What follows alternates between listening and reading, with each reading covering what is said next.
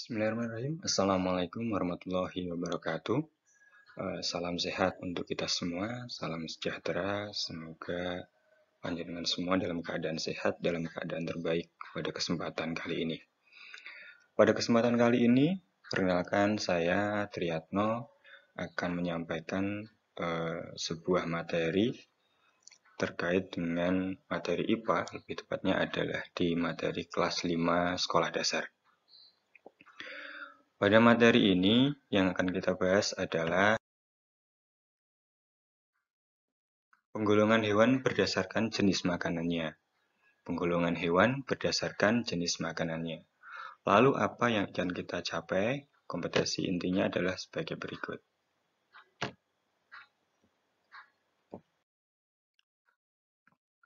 Kompetensi inti yang akan kita capai adalah memahami pengetahuan faktual dan konseptual dengan cara mengamati dan mencoba, seperti mendengar, melihat, dan membaca, serta menanya berdasarkan rasa ingin tahu secara kritis tentang dirinya, makhluk ciptaan Tuhan dan kegiatannya, dan benda-benda yang dijumpainya di rumah, sekolah, dan tempat bermain.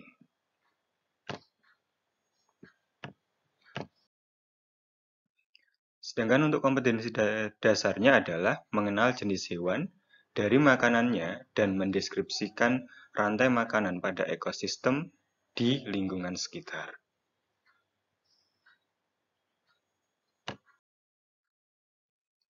Sedangkan indikator yang akan kita capai adalah menyebutkan hewan yang termasuk ke dalam herbivora, kemudian menyebutkan hewan yang termasuk ke dalam karnivora, kemudian menyebutkan hewan yang termasuk ke dalam omnivora, dan menganalisis ciri-ciri dari masing-masing hewan herbivora, karnivora, dan omnivora.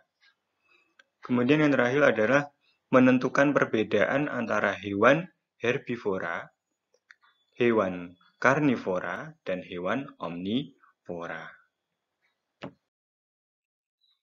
Tujuan yang akan kita capai yang pertama adalah siswa mampu menyebutkan 3 hewan yang termasuk ke dalam herbivora tanpa melihat buku catatan.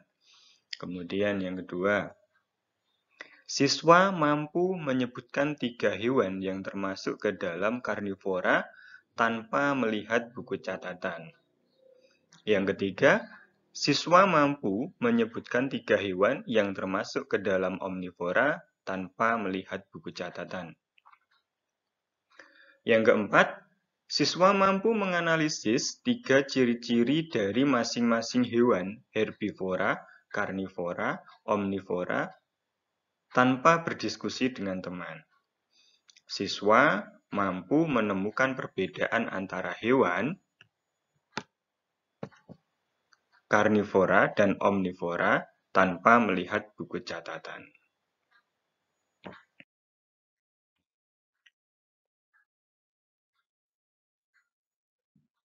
Kalau di dalam pembelajaran biasanya kan ada apersepsi, maka kita bisa menggunakan apersepsi seperti yang ada di bawah ini. Mungkin kita bisa melakukannya dengan cara menanya, siapa yang pernah bermain ke kebun binatang? Nah, nanti kan anak akan menjawab, oh saya, dan lain sebagainya. Kemudian ada hewan apa saja di kebun binatang? Nah, kemudian anak kemungkinan akan menjawab, oh di kebun binatang itu ada hewan gajah, singa, kemudian ada buaya, dan lain sebagainya.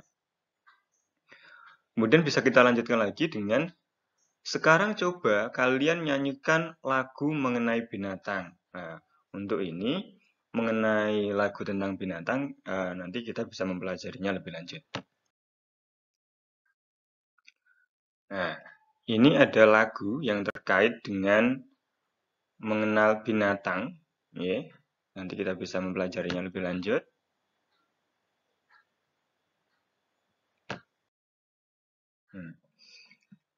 Materi kita lebih lanjut adalah mengenai hewan, yang pada awal tadi sudah kita bahas lebih banyak, sudah banyak ya. Itu antara lain adalah penggolongan hewan berdasarkan jenis makanannya. Di awal tadi kita sudah menyebutkan bahwasanya hewan itu dibedakan menjadi herbivora, karnivora, dan omnivora itu berdasarkan jenis makanannya. Maka dari itu kita akan membahasnya satu persatu, mulai dari herbivora itu apa, kemudian karnivora itu apa, dan omnivora itu apa.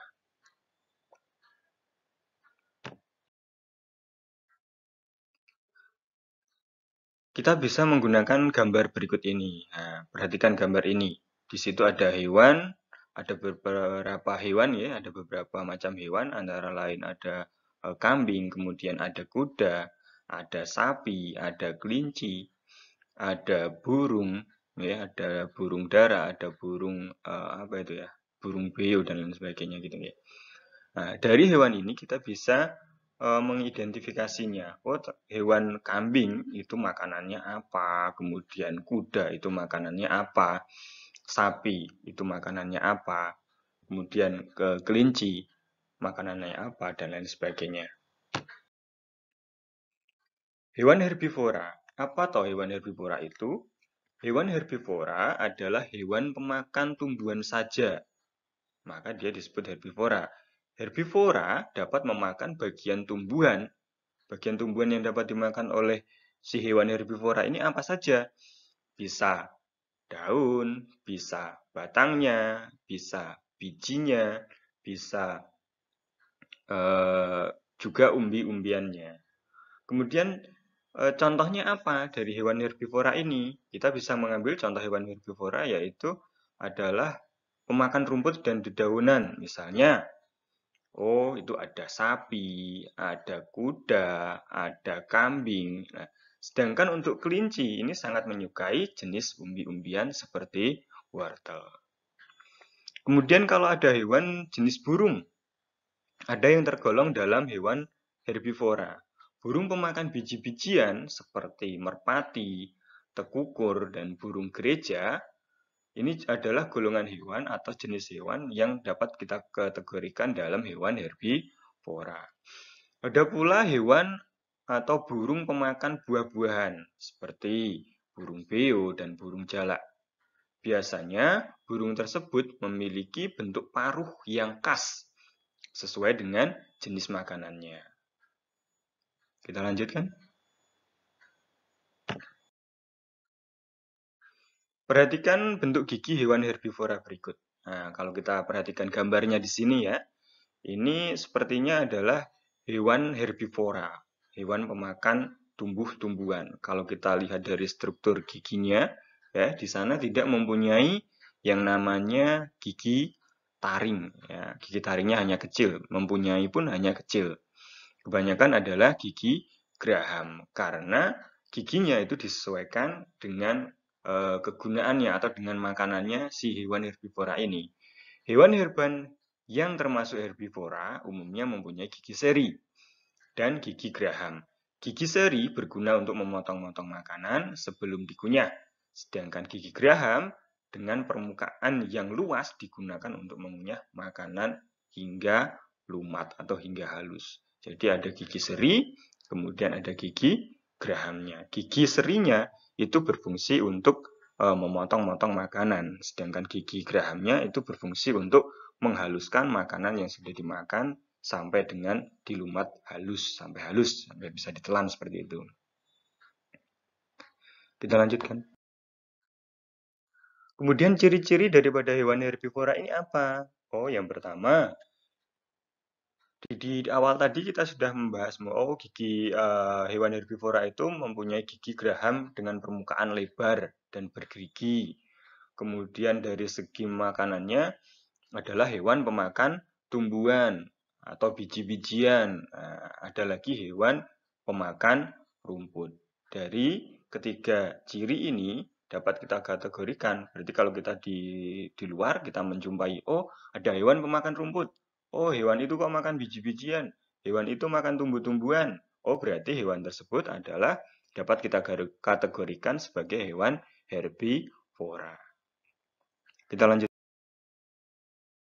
Nah, Pak Tri mempunyai gambar lagi di sini. Di sini ada gambar harimau dan komodo. Kira-kira hewan ini makanannya apa ya? Kok berbeda dengan hewan yang ada di depan tadi? Nah, kita akan membahasnya. Hewan tersebut tergolong ke dalam hewan karnivora. Hewan karnivora itu apa? Hewan yang memakan hewan lain. Nah, hewan yang memakan hewan lain. Hewan karnivora yang hidup di sekitar kita seperti anjing dan kucing. Anjing memakan daging dan tulang. Di rumah, kucing memangsa tikus, memangsa ayam dan ikan. Sedangkan harimau dan serigala merupakan hewan karnivora yang hidup di hutan belantara. Mereka berburu untuk mendapatkan makanannya. Bagaimanakah bentuk gigi dan cakar harimau? Bentuknya seperti apa? Oh, ternyata hewan yang memakan hewan lainnya itu memiliki struktur gigi dan cakar yang berbeda. Hewan ini memiliki taring yang berguna untuk merobek daging hewan yang dimangsanya. Kakinya pun memiliki cakar yang berguna untuk mencengkram mangsanya. Ya, gigi. Kuku-kukunya itu tajam sekali, ya, tajam. Itu berfungsi untuk mencengkram mangsanya. Ciri hewan yang termasuk karnivora mempunyai indera penglihatan, penciuman, dan pendengaran yang baik. Jadi ada keistimewaannya.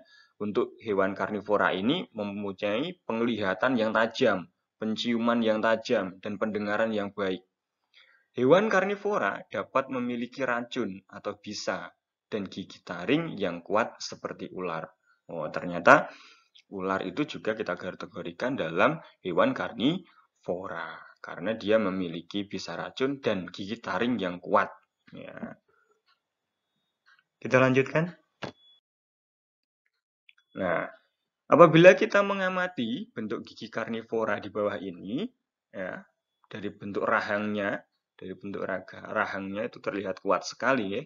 Dari bentuk rahangnya kuat sekali. Kemudian kalau kita lihat dari struktur giginya, dia mempunyai gigi taring, ya, mempunyai gigi taring. Hewan karnivora mempunyai gigi taring dan gigi geraham yang tajam. Gigi taring yang besar, gigi gerahamnya pun tajam yang berguna untuk mengunyah daging dan tulang. Jenis burung yang termasuk karnivora seperti burung elang dan burung hantu mempunyai cakar juga kuku yang tajam dan kuat. Nah, jadi semua itu diciptakan masing-masing ada fungsinya. Ternyata cakar dan kuku yang tajam itu tadi ada fungsinya. Fungsinya untuk apa? Pastinya untuk mencengkram mangsanya ketika dia mendapat mangsa. Si hewan mendapat mangsa, dia menggunakan cakar dan kuku yang tajam untuk mencengkram mangsanya agar tidak lepas. Seperti itu. Kita lanjutkan. Kemudian ciri-ciri hewan karnivora ini seperti apa? Hewan karnivora itu ternyata mempunyai gigi geraham khusus. Mempunyai gigi geraham yang khusus. Kemudian gigi serinya kecil-kecil dan tajam. Kemudian dia juga mempunyai gigi taring yang panjang, besar, dan runcing. Untuk jenis burung, memiliki kuku dan paruh yang kuat dan tajam. Seperti burung elang, ya.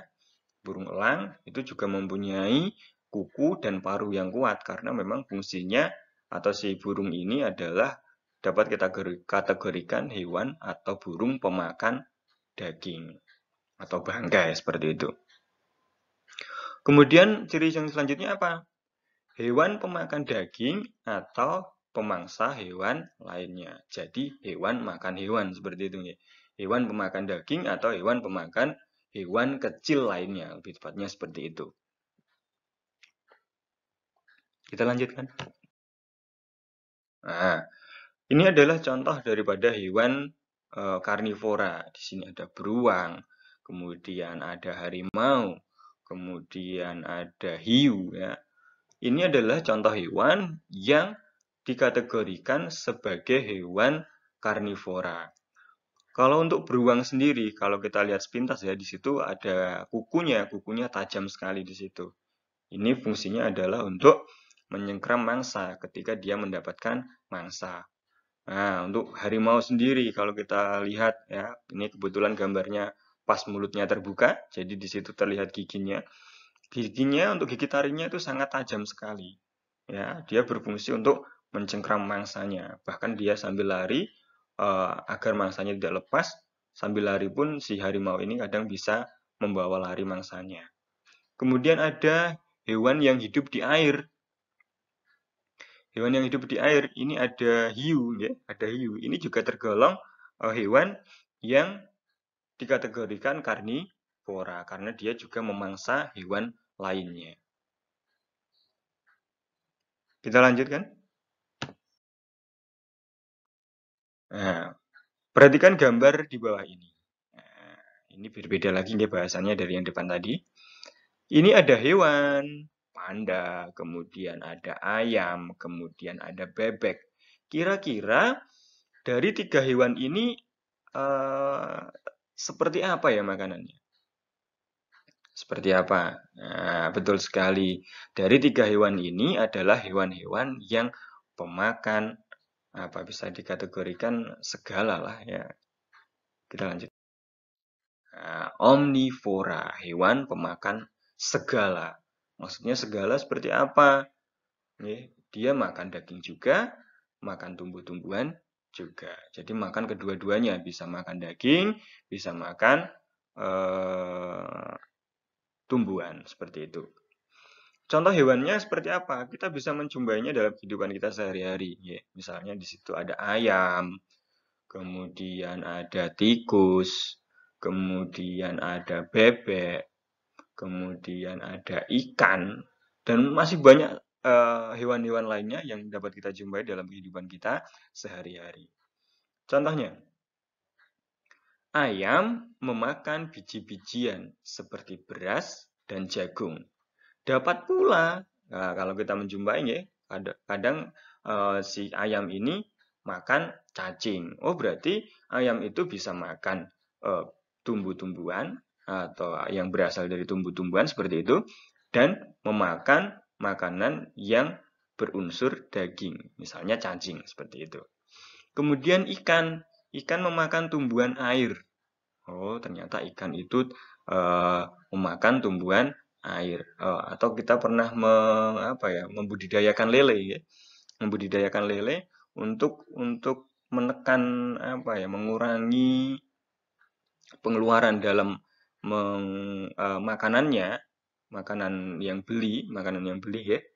Itu kita bisa menggunakan tumbuh-tumbuhan atau daun-daunan yang ada di sekitar kita. Misalkan kita bisa menggunakan daun singkong, kita bisa menggunakan daun pepaya yang kita masukkan ke dalam kolam tersebut atau dalam kolam budidaya lele tersebut.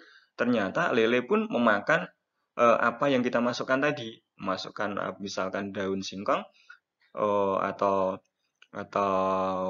daun pepaya, daun itu juga dimakan oleh si lele.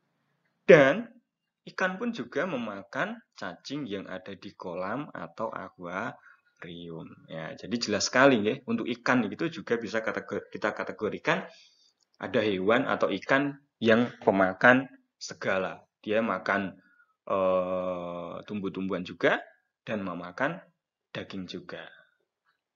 Kita lanjutkan.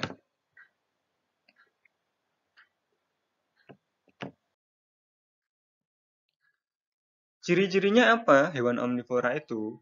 Yang pertama, gigi omnivora merupakan gabungan antara gigi karnivora dan gigi herbivora. Ya, jadi merupakan gabungan keduanya. Kalau tadi di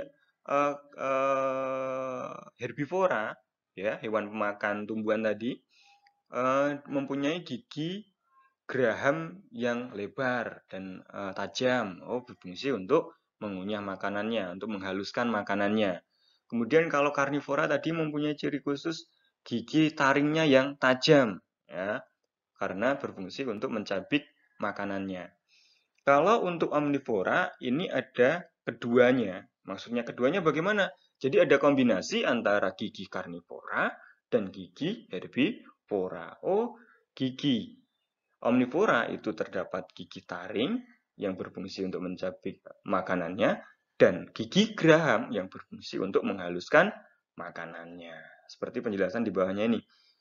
Gigi gerahamnya untuk melumat, sedangkan gigi serinya untuk memotong. Gigi taringnya untuk mengerat makanannya. Ciri yang selanjutnya, hewan pemakan daging atau pemangsa hewan lain sekaligus pemakan tumbuh-tumbuhan atau biji-bijian. Wow, ini jadi double ya. Makanannya ini double, spesial sekali ya. Misal ini kita beli martabak seperti itu ya. Itu beli martabak spesial. Nah, karena bisa menggunakan yang lain sebagainya. Sama halnya dengan hewan omnivora. Ini juga spesial. Spesialnya apa? Dia bisa makan tumbuh-tumbuhan dan juga bisa makan daging seperti itu. Kita lanjutkan. Nah, Pak Tri mempunyai contoh di sini. Ada beberapa hewan pemakan semua jenis makanan. Ya, kalau kita perhatikan di sini Pak Tri mempunyai ayam, kemudian Pak Tri mempunyai itik, Pak Tri juga mempunyai ikan arwana, ya, dan yang terakhir adalah beruang. Nanti anak-anak bisa mengeksplorasi diri sendiri, ya. Oh, ketika kita menjumpai hewan seperti ini, oh ini masuk ke kategori hewan apa?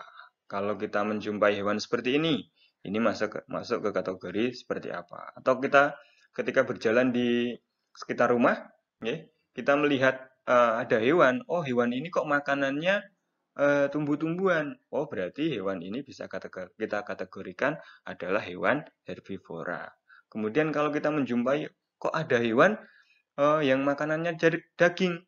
Oh, berarti hewan tersebut adalah hewan karnivora. Atau bahkan kalian menjumpai sebuah hewan atau hewan yang makanannya dua-duanya, maksudnya dia makan tumbuhan juga, makan daging juga. Oh, ketika kamu memberinya daging, dimaem.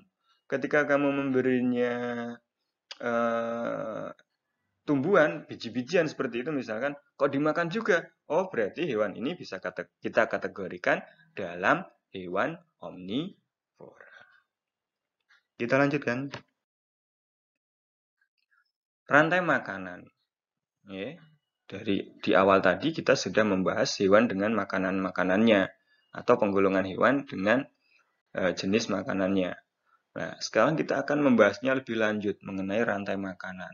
Rantai makanan itu apa toh? Rantai makanan adalah bagian dari jaring-jaring makanan. Meskipun rantai makanan dan jaring-jaring makanan terlihat sama, namun sedikit berbeda. Berbedanya di mana? Kalau rantai makanan adalah serangkaian proses makan dan dimakan antar makhluk hidup berdasarkan urutan tertentu yang terdapat peran produsen, kemudian ada konsumen, kemudian ada dekomposer atau pengurai untuk kelangsungan hidupnya. Secara sederhana,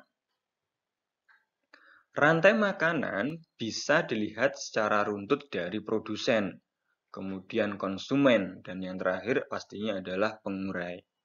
Lain halnya dengan jaring-jaring makanan. Lain halnya dengan jaring-jaring makanan. Jaring-jaring makanan adalah gabungan dari rantai makanan yang saling terhubung dan tumpang tindih dalam satu ekosistem.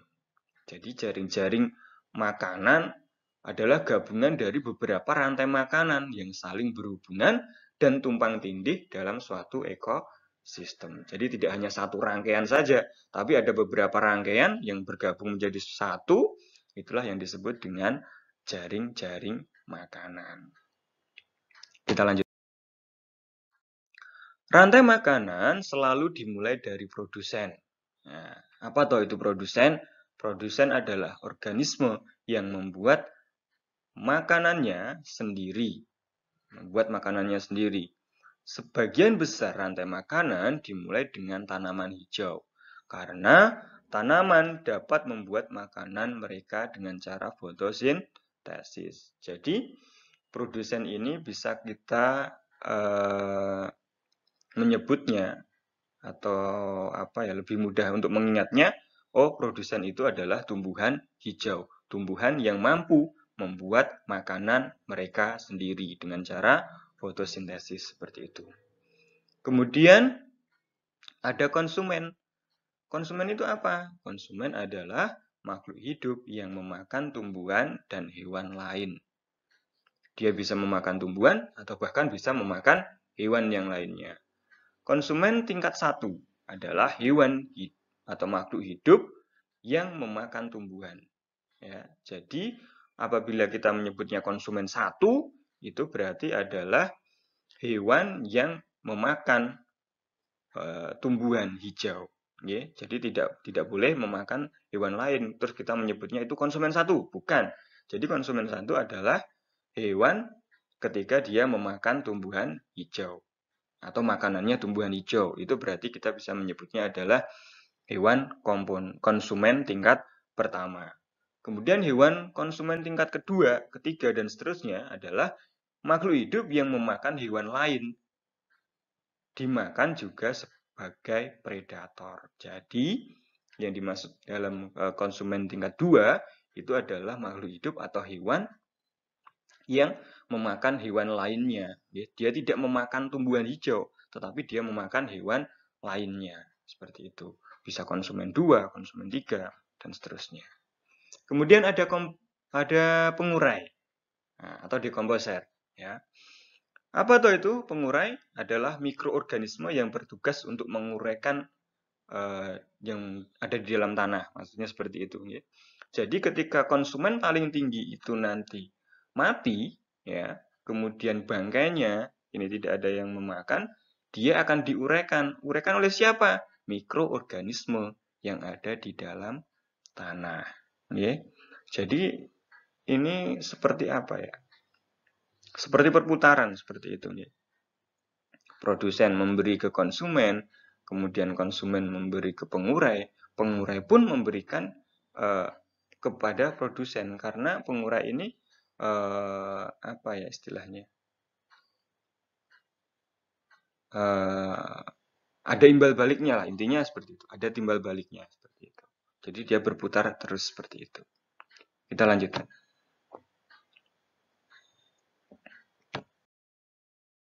Hubungan dua makhluk hidup yang berbeda dan sangat erat kaitannya disebut simbiosis. Terdapat 3 jenis simbiosis, yaitu simbiosis mutualisme, simbiosis parasitisme, dan simbiosis komensalisme.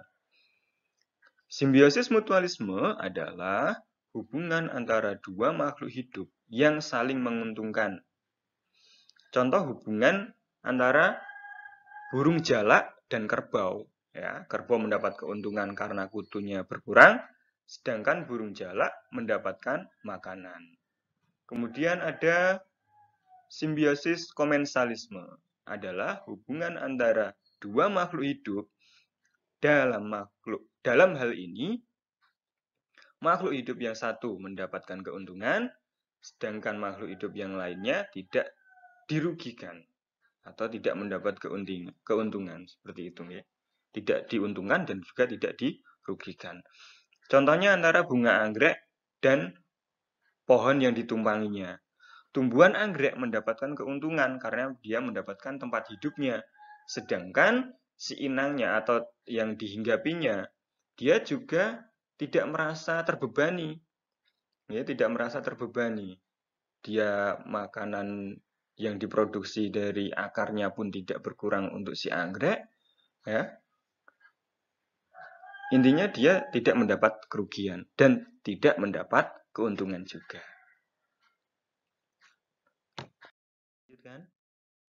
Simbiosis parasitisme. Nah, ini berbeda ya dengan komensalisme tadi. Parasitisme adalah hubungan antara dua makhluk hidup. Dalam hal ini, makhluk hidup yang satu mendapatkan keuntungan, sedangkan makhluk hidup yang lain mendapatkan kerugian. Contoh hubungan antara pohon mangga dan benalu. Nah, benalu, kalau kita sudah berbicara benalu, ini adalah tumbuhan yang dapat hidup subur. Karena apa? Karena dia menghisap zat atau makanan dari pohon yang ditumpanginya. Sehingga pohon lama-kelamaan akan menjadi kurus dan lambat laun bisa mati, kering, dan sebagainya. Ya. Jadi kalau kita melihat tumbuhan benalu khususnya ya, itu adalah parasit. Itu harus kita kita ambil. Agar apa? Agar dia tidak berkembang, agar tumbuhan yang kita tanam itu dapat tumbuh subur. Kalau tumbuhan yang kita tanam, misalnya kita menanam pohon mangga, ternyata di dalam pohon mangga itu ada benalunya. Nah, maka itu harus kita ambil agar supaya eh, si pohon mangga ini dapat tumbuh dengan baik. Kalau benalunya tidak kita ambil, dia lama-kelamaan akan hidup dengan subur. Karena apa? Supply makanan untuk si mangga yang berasal dari akar dan menuju ke atas dan lain sebagainya, ya. Ini diambil atau diserap oleh si benalu tersebut. Nah, sehingga benalunya bisa dapat tumbuh subur, sedangkan pohon mangganya lama-kelamaan akan mati. Ya, sampai di sini ya yang dapat Pak Tri sampaikan. Semoga ada manfaatnya untuk kita semua, ya. Terus khusus untuk dunia pendidikan, ya. Semoga dengan apa yang Pak Tri sampaikan ini dapat menjadikan manfaat khususnya untuk Pak Tri sendiri dan umumnya untuk yang menyaksikan atau melihat video ini. Kurang dan lebihnya saya mohon maaf. Akhirul kata, wabillahi taufiq wal hidayah. Wassalamualaikum warahmatullahi wabarakatuh. Dadah.